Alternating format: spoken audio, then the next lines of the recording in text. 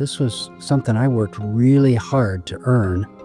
And do I even have a future doing this anymore? And does it mean anything to anybody? And what I thought was not going to be the pinnacle of success, but a marker on the road to success, just didn't happen. Yeah. So, you can tell that was many years ago at this point.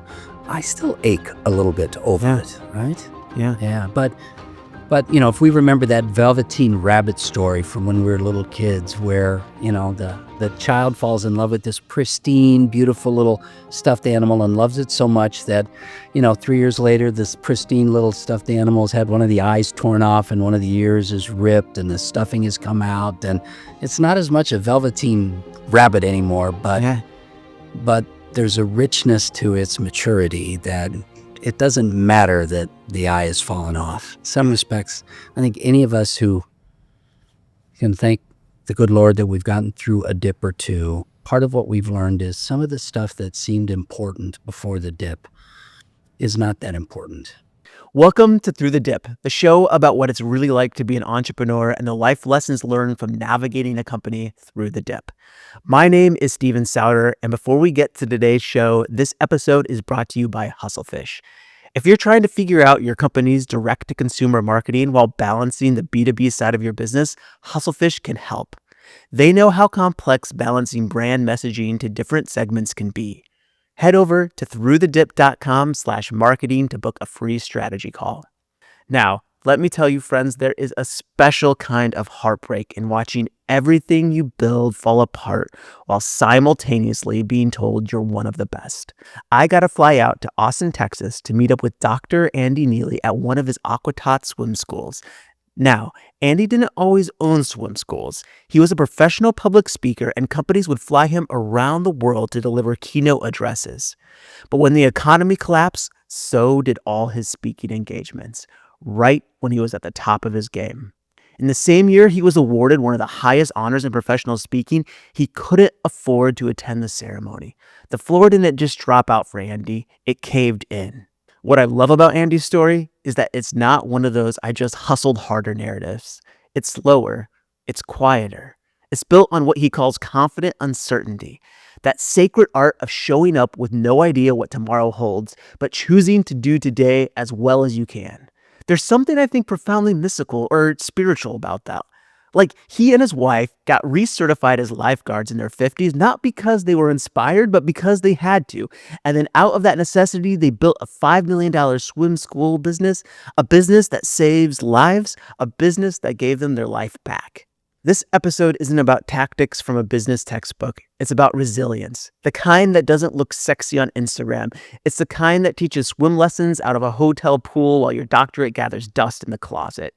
It's about building a future from the wreckage of a dip, not in spite of it, but through it. And the cool thing is, the Neillie Leadership Group, that public speaking business I mentioned earlier, is now thriving again. Turns out that one company helped fuel the other. And from talking to Andy, I know that the dip ultimately made him far more successful than he ever thought he would be. But when you're in the thick of it, the truly scary thing is that you don't know where the bottom is. You just have to keep moving through the uncertainty one day at a time, not knowing if the ground will ever show up again. At first it was, all right, we're going to be all right. Things will turn around in 3 months. And then they didn't turn around in 3 months or 5 months or 6 months. And, it was probably, my business started picking back up, I think in probably about 15 months after all of the damage had happened. But by then the damage had happened. Yeah. What that damage look like? Like when you're talking about doing 6 figures revenue, what did that drop to? Yeah. Oh, I honestly, those days were so dark. I can look back on those couple of years and in total entity, the Aqua-Tots that we were launching and the training and keynoting I was doing, I think one year we had $17,000 of net profit. I mean, Stephen, you and I talked about this earlier. I honestly don't know how we paid our mortgage every month. I honestly don't know how. He did. But, my faith is very important to me. And I just have to say, I think God took care of us because we burned through our emergency cash reserves.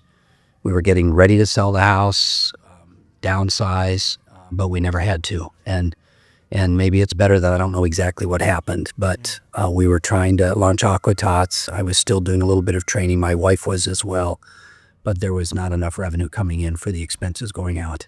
Wow. So you went from over 100,000, Well over. well over 100, Yeah. multiple hundreds of thousands to $16,000 a year. Yeah. What does that feel like? I mean, at the very visceral level, it feels embarrassing, right? It's, what did I do wrong? I didn't plan well. I wasn't strategic.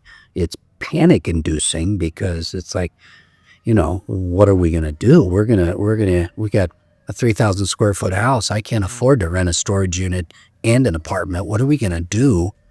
And so it led to lots and lots of sleepless nights, right? And hand wringing and phone calls with friends that were going through the same. And, one of the things that you and I touched on briefly as we think about this through the dip is I'm not sure any of us will have the answers for the next dip that's coming, other than you still need to get up the next morning, right? And put one foot in front of the ground and one foot in front of the other. And you and I talked about this term that I coined when we were going through the most recent dip 4 years ago, confident uncertainty.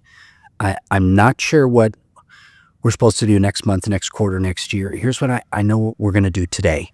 Yeah. And we're going to do this to the best of our ability. And if things change tomorrow, we'll pivot. But right now, we're just going to be confident about what we're supposed to do today. Yeah. Yeah. When Neillie Leadership Group had all the contracts get canceled around 2008, what did that do to like your marriage and your relationship with your wife? Like, did it bring you guys closer together, or was it like something that was really hard to work through? I mean, there was obviously tension sitting at the kitchen table saying, how are we going to do this? And how do we cancel that? And what have you done to us? But my wife is a successful career person. Neillie Leadership Group today reflects both of us. We both are on the road a lot doing that kind of work. We were in it together. I kiddingly say I need to get the t-shirt, marry up, keep her confused so she doesn't realize the mistake you made, and pray the kids are more like the mom than the dad. I've got a wonderful wife. It was hard, but it was not hard between us. It was undoubtedly it was some, Andy, what did you do to us?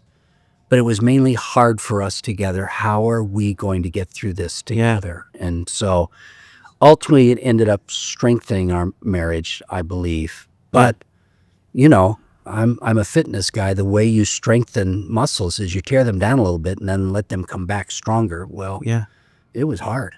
I think what you said there is really true. Like this idea of being hard together versus being hard being separate. We're like the realization that you're on the same team. It's hard to do sometimes.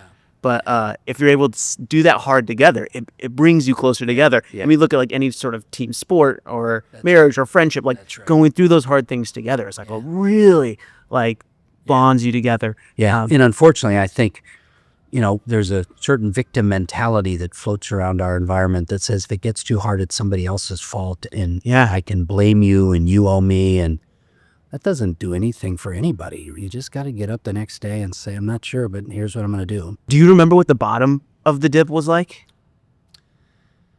I remember an event that was for me kind of the signature of the bottom. I shared with you, I've won this award as one of the top speakers.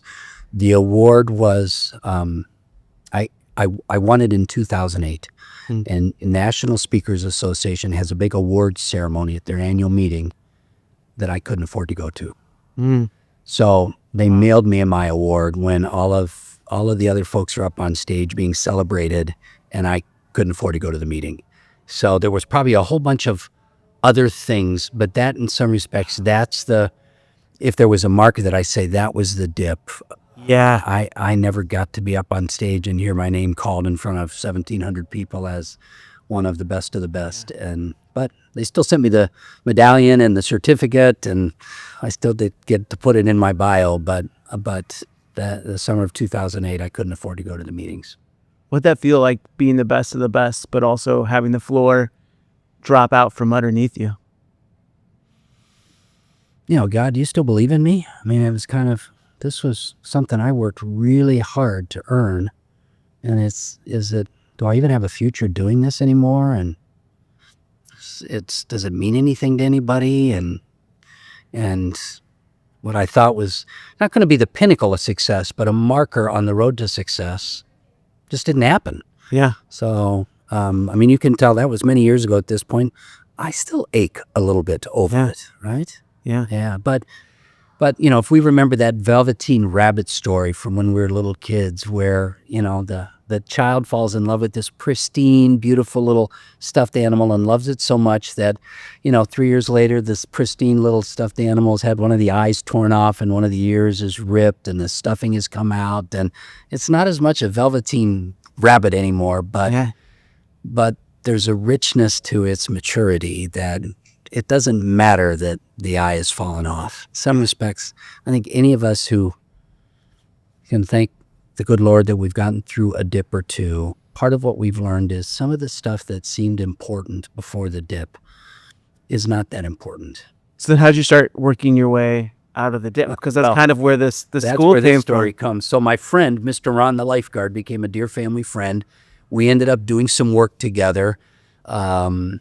We helped he and his wife. Our daughter was the flower girl in their wedding when she was 4 years old, and we just lived life together. He's a big water guy. I'm a big water guy. I was a high school swimmer, and he and I would hang out behind a boat a lot on Friday afternoons, dreaming about life and business. He turned his business from a backyard swim environment into a franchise model, still in Phoenix. We had relocated to Austin, and in 2008, the end of 2008, he asked us if we would help him expand the brand by bringing Aqua-Tots to Texas. And if you would ask my wife, even today, her idea of a job she would never want to do, it's a high-volume, low-ticket, child-focused retail business. That's exactly what my wife would say. I would never want to do that. I want to consult and coach and work that's interesting. Fortune 500s. But Ron kept saying, guys, we've got the Aqua-Tots model figured out. Please help us bring it to Texas. And my wife and I had nothing to do. The phone had stopped ringing. There was no travel, maybe very periodic travel, but not much was happening. And really, I mean, I wish I could tell you, gosh, we dived into this with all excitement. I will never forget the day, February 20th, 2009.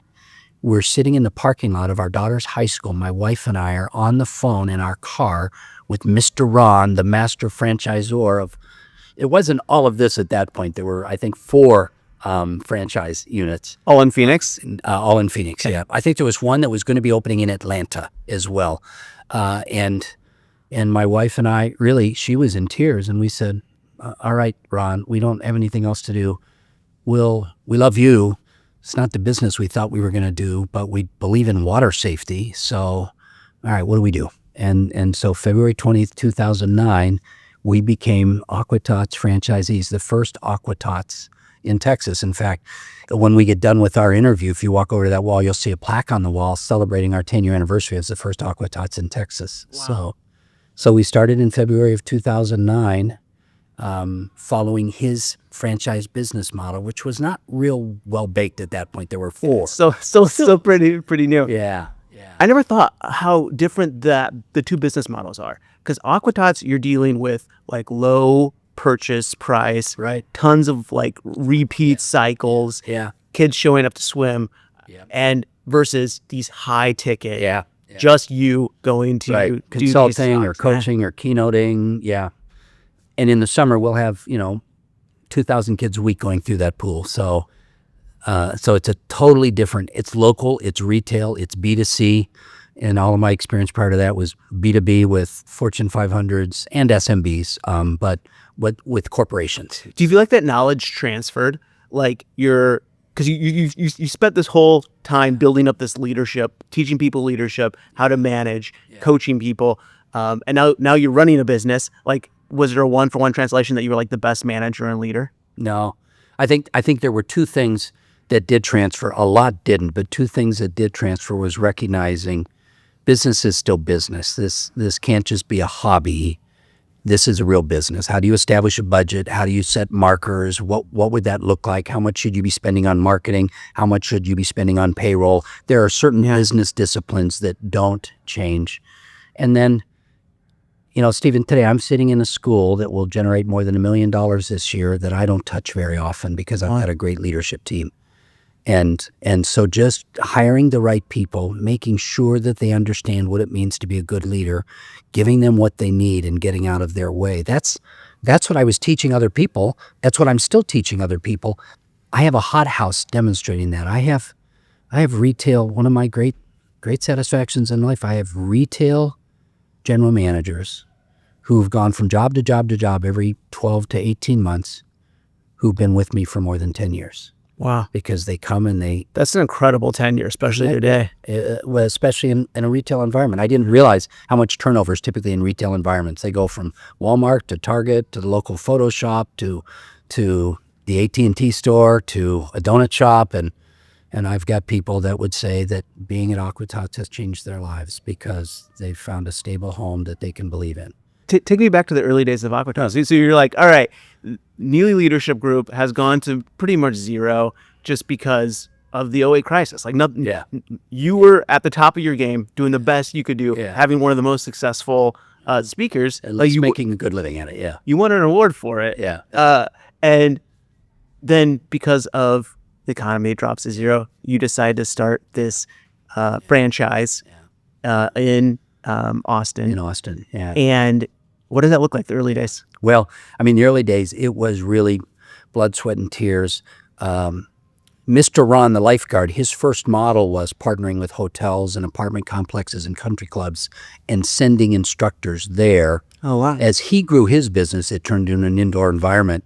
We just told Ron, we don't have the credit worthiness to get a lease right now. And he said, all right, not letting anybody else do this, but Andy, you and Lynn can do the hotel model. And so we had a dozen partner pools, hotels, country clubs. This facility, that beautiful facility we're sitting in today, 15 years ago, was a tired little old PT clinic that had a tiny pool in the back that they let us use from 5 to 7 at night. And so this was one of our partner locations when we had 12 locations all around Austin. My wife stepped in and did the marketing, so she partnered and got the hotel partnerships. She reached out to preschools and said, hey, we're doing lessons at the local Hilton Garden Inn. If you've got a van, we can give you some flyers. Your parents can sign up and they can learn swimming while their kids are at preschool. I got recertified as a lifeguard. I was probably the oldest lifeguard in the class I took. I'm treading bricks in holding my breath in water, trying to get my certification. I went through the WSI master training programs that Ron had developed. So I was working on the recruiting and training of our high school and college age students that were our instructors. And that first summer, the summer of 2009, we had a dozen partner pools, and we launched early because there was such demand. We thought we were going to launch on June 1st. We launched on May 15th with 25 instructors, and we did that model for a couple of years where we had these partners. This partner was our northernmost partner, and about 18 months in, the owner of the rehab clinic came to me and said, hey, we are moving out. Can I introduce you to the landlord? Maybe you just take over our space. And that's how the very first Aqua-Tots facilities in all of Texas started, was in this location in 2011. Wow, that's amazing. How did the business model work when you were like renting or leasing out like hotels and stuff? Like, did you give them revenue? Like, did they get money from it? Yeah. My wife's a pretty good marketeer, and she pitched it as a community water safety program that you would be proud to be a part of. There were a couple that we ended up paying for the use of their pool because it increases your chemical usage, because you got all of a sudden 60 kids in your pool instead of just the hotel guests. Most of them were happy to do it because they saw it as a community benefit, but there were challenges with it. We had an apartment complex where they had a couple of pools, and they promised to dedicate one of their pools 3 days a week to us. It was a small pool on the side, which worked perfectly for us. We're in shallow water when we're teaching kids to swim. I remember showing up to that pool any number of times, parents with their little kids waiting to get in the gate to this pool that's supposed to be locked, and there are couples making out and beer cans all over the deck of these pools, which is not what the apartment complex had agreed to, but it's what I'm having to clean up very quickly. And of course, if I go and complain too much, they could say, all right, it's not worth it for us. Maybe we just don't do this with you anymore. So, I mean, there were those kinds of challenges. We had instructors whose cars would break down on the way to the apartment complex. And of course, we got 40 people waiting for their lessons, and I have an instructor that can't get there. So did you actually get into the pool and teach kids and stuff? Yeah, first 2 summers, I was the master instructor, and don't get me started. I can sing all the songs and blow all the bubbles, and our curriculum has gotten a lot better and more sophisticated. Ron, my friend, has been on the board of the U.S. Swim School Association. We probably have the finest training curriculum. Back then, it was developmental, but yeah, I mean, I was a 50-year-old guy back in the pool teaching, 2-year-olds how to swim. Wow. I know that you don't go by Dr. Neillie a lot, but you do have your doctorate, right? Yeah. And so having a doctorate, traveling the world, and now all of a sudden you find yourself in a pool teaching a kid how to swim. What does that juxtaposition kind of feel like? Well, I mean, when you mention it now, back then it was, what do you do today? Well, here's what I need to do today. And I don't know what tomorrow's going to hold, but here's what I need to do today. And so you did what you needed to do, right? And that's that, confident uncertainty that my wife and I talked about. Honey, I'm not sure how we're going to get this, but I'm going to go down to that pool and I'll meet with that general manager and apologize for what my instructor did, and then I'll do lessons there this week and we'll figure it out. And that's. Did you ever get angry or mad about the situation that you were in trying to start this school? Those first couple of years particularly, I did a really purposeful job of not talking about Aqua-Tots when I was out back on the road. Embarrassed? Was I embarrassed about it? Maybe a little bit. And here's a guy that's on the weekends doing swim lessons in an apartment complex and then getting on an airplane on Monday and standing in front of a corporate 500 client on Tuesday. Yeah. Today, it's part of my story. So we opened this facility in 2011. And we really couldn't afford to open this facility. It looks beautiful today, but we're looking at a complete rebuild 2 years ago. So we limped into this place. We spent about $120,000 to knock out a bunch of the little PT rooms and open it up into a lobby. There was a tiny little pool in the back. We installed some showers. That same year, a landlord down in San Antonio reached out to my friend, Mr. Ron, and said, we have a building that we're trying to fill. We love your concept and think it will help us drive other businesses to our shopping center. And so we will provide the build out if you'll bring one of your businesses there. And so we opened in San Antonio that same year, toward the end of 2011, in a pre-built facility that we didn't have to fund. And so the first 2 facilities that we built didn't really cost us much. And that's, I think you talk to most people who've worked through a dip, somehow there's a bootstrapping or one client that really believes in them and funds their first year or something. Those 2 schools really helped us begin to develop. And this school particularly, because of the demographics of North Austin and Round Rock, has done very well. This is one of the most successful schools in all of Texas. And today there's 35 Aqua-Tots owned by multiple franchisees that all started here. In fact, many of them toured our facility as they were being envisioned with the brand. And so those 2 schools really launched it for us. Today we have 5 locations, and they all pretty much look like this. And a healthy swim school will do about $1 million of top line revenue a year. And obviously we have lots of expenses, but today we have 5 of them. My wife and I have a $5 million business that started in 2 bedrooms upstairs and me getting recertified as a lifeguard. Do you think you could have ever been as successful as you are now by just pursuing Neil Leadership Group? No. I mean, the speakers that make $1 million a year speaking and training, they're the celebrities. They're the retired, Harvard University president. The people like me to we could never grow that business. Now, top line and bottom line are two separate things. There's a ton of expenses associated with a retail business like this. So we make a lot of money and we spend a lot of money, but our businesses are much larger than Neillie Leadership Group would have ever been. Yeah. And like you were saying the other, just a couple moments ago, that like you're fairly hands off. If you were going around the country speaking, that's very Yeah. I mean, it's, again, I wish I could say I'm going to be purposeful about building this. I'm not sure I was purposeful. I just knew I got to find good people who are really passionate about this with me, and then I could slowly pull myself out because their passion makes it happen. We've got a management team here at our Round Rock facility that loves what they do. They're more creative than I would ever be. They're so hardworking. When we had all of the issues with the new roof recently, they were on top of it, working with the landlord and the roofing company, and I just kept kind of responding to the text chain saying, thanks for being on top of it, because we talk about an ownership mentality as being different than being the true owner. My management team has an ownership mentality, so I'm blessed. I'm really blessed.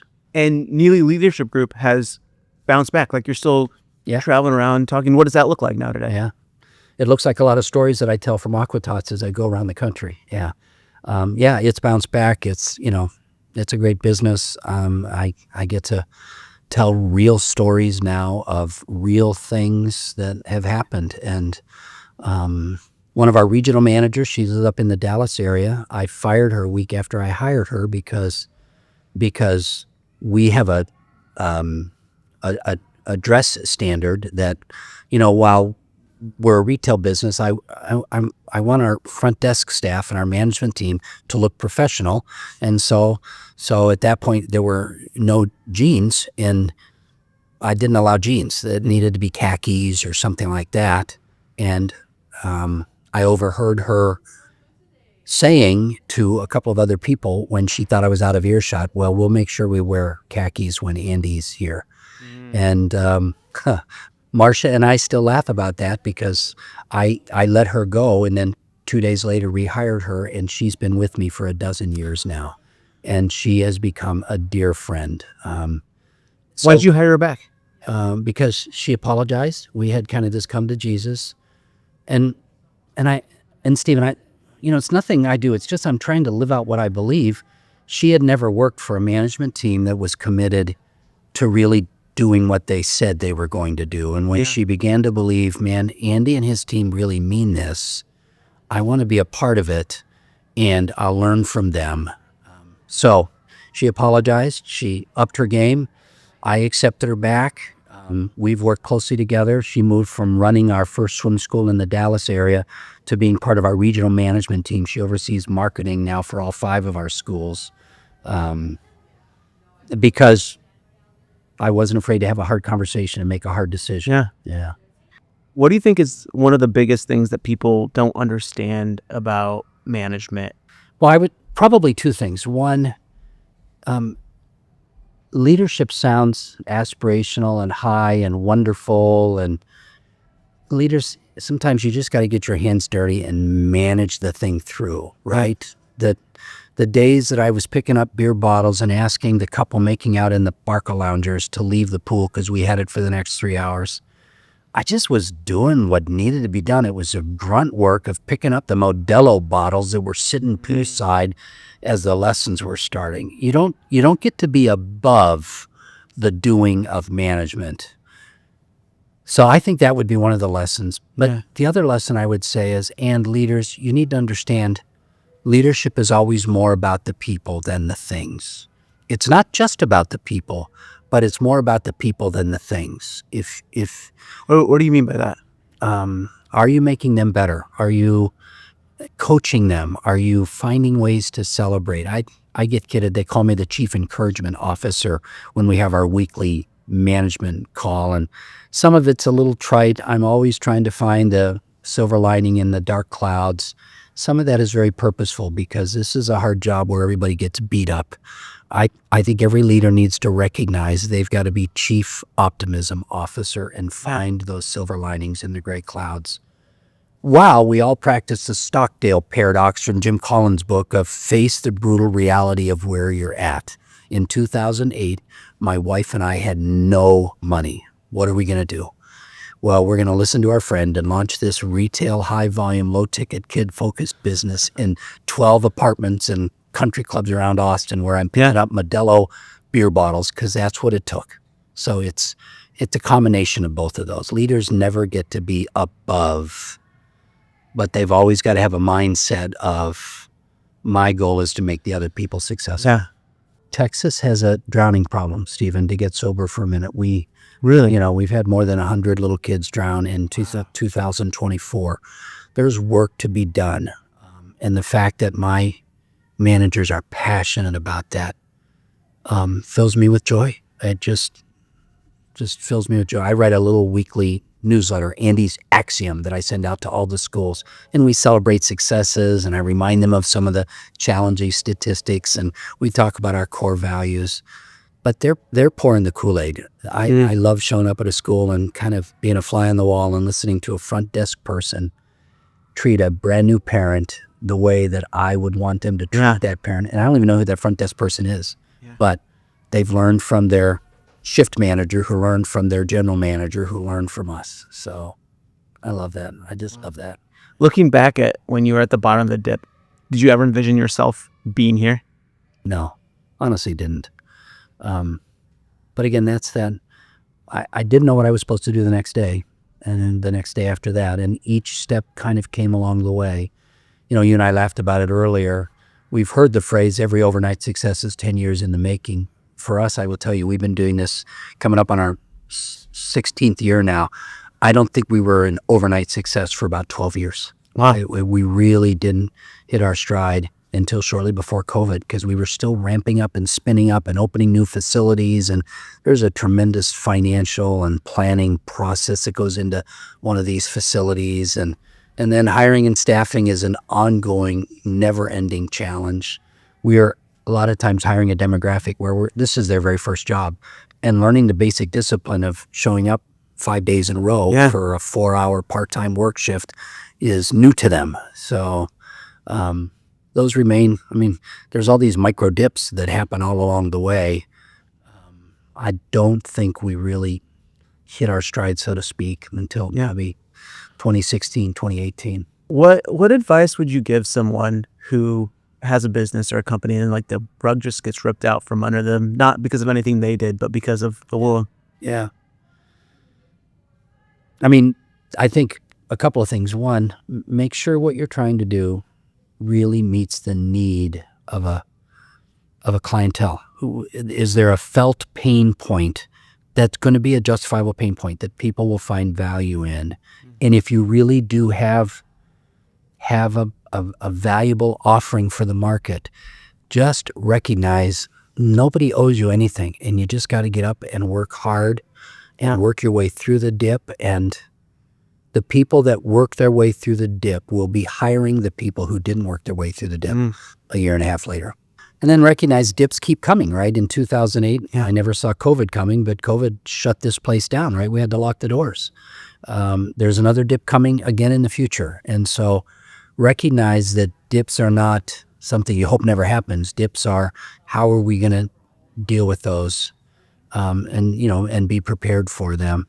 And then I'm just honored that you would think it was worthwhile to spend time with me, because I love your business model, and I hope this has been helpful to some of your listeners. Yeah, it's definitely been helpful to me to hear your story. And Great. I think hearing stories about someone who has been through a dip and then has seen it to the other side, 15 years later. Yeah. I think for someone like myself who's, been through dips and had to lay people off and try to figure out how do you make some of these hard decisions. Yeah. And I'm not 15 years away from it. And just hearing the stories about someone who has seen more life and has more experience that can look and reflect back at it, I think it's deeply meaningful. Yeah. Good. Well, I appreciate the time. Part of this has reminded me again, for me personally, Andy, there is another dip coming. Don't think you're done with dips. And really, you just get to exercise your entrepreneurial muscle the next dip that comes. Hey, thanks so much for listening to today's episode. That was Andy's story of navigating his company through the dip. His story reminds me that maybe the dip doesn't really end, it just more changes shape. But if we're lucky enough or stubborn enough, we learn how to walk through it with grace. We learn that leadership isn't always casting a vision from a stage. Sometimes it's picking up beer cans and apologizing to parents. Sometimes it's firing someone and then hiring them back when they're ready to grow. And sometimes it's just holding the line and saying, I don't know what the future holds, but I do know what I need to do today. And that's not strategy, that's something spiritual. If you're in the dip right now, know this, it's not the end, and it might just be the start of the thing that changes everything. Now, I'll drop a link for the Neillie Leadership Group and the Aqua-Tots Swim School in the show notes. We release episodes every other week, so make sure you subscribe or follow wherever you are listening to this. But what would really mean the world to me is if you head over to throughthedip.com and sign up for our newsletter. Seriously, I get a little ping on my phone every time someone subscribes, and it completely makes my day. I'll catch you in 2 weeks.